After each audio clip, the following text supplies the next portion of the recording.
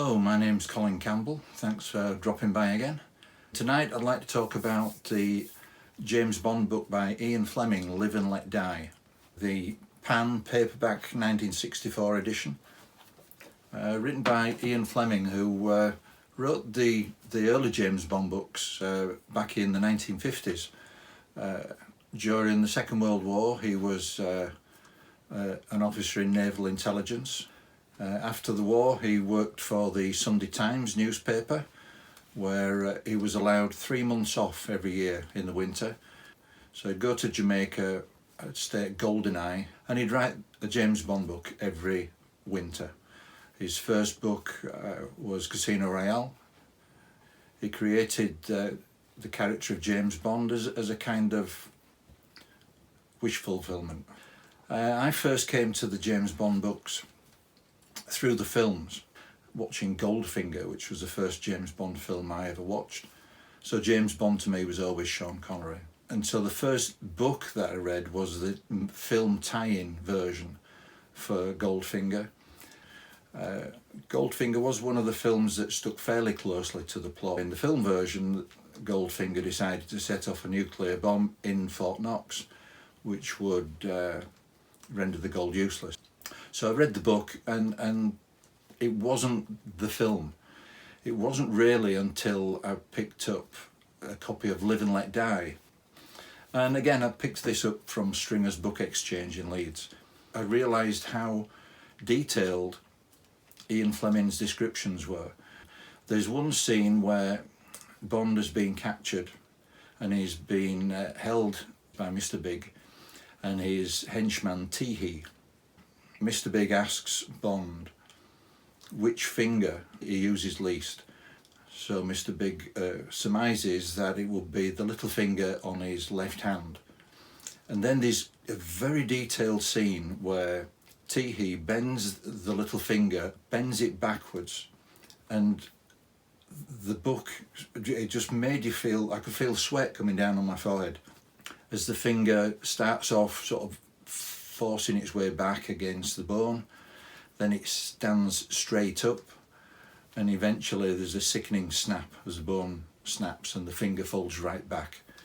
And it's one of the descriptions of torture that is very simple, but it was so effective.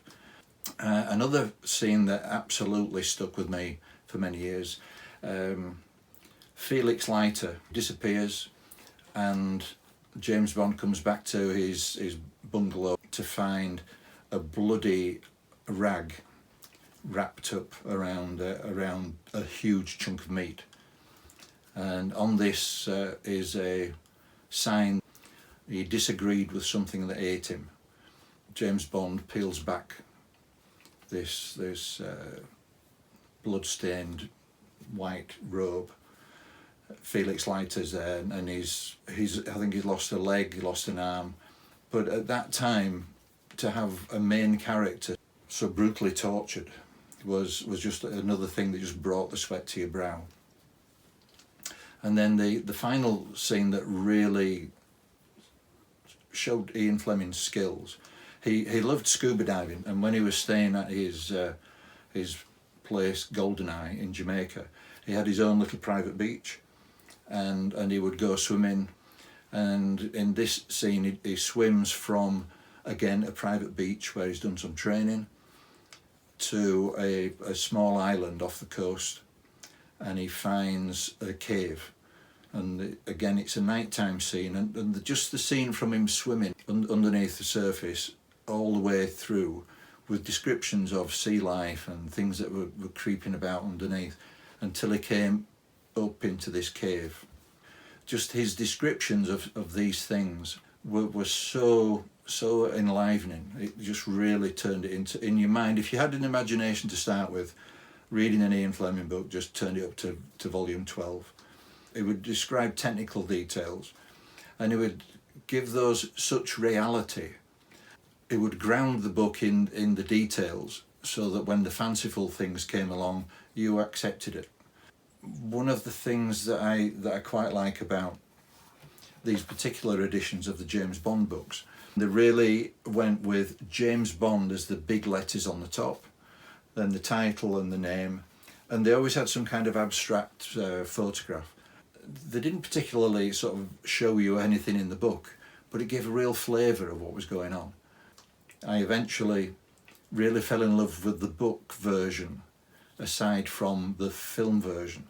I was really absorbed by Ian Fleming's James Bond as opposed to the movie James Bond, although he still always sounded like Sean Connery to me.